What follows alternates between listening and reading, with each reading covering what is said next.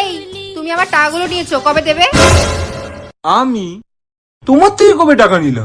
আমি জানতাম তুমি এরমই বলবে, এই জন্য আমি ডায়েরিতে সব লিখে রেখেছি। এই দেখো, রোববার 250 টাকা নিয়েছিলে, সোমবারও 250 টাকা নিয়েছিলে। হলো? এবার নাওনি বলো। না, নিয়েছি তো। কত হয়েছে বলো?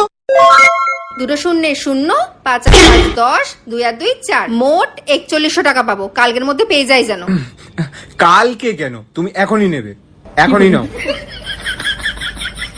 এই নাও 1 20, এই 20 40, কত হলো? 41। আর এই তোমার 100, কত হলো? 4100। ঠিক আছে, লেখো লেখো, ওখানে পেড লেখো, ফুল পেড লেখো লেখো লেখো।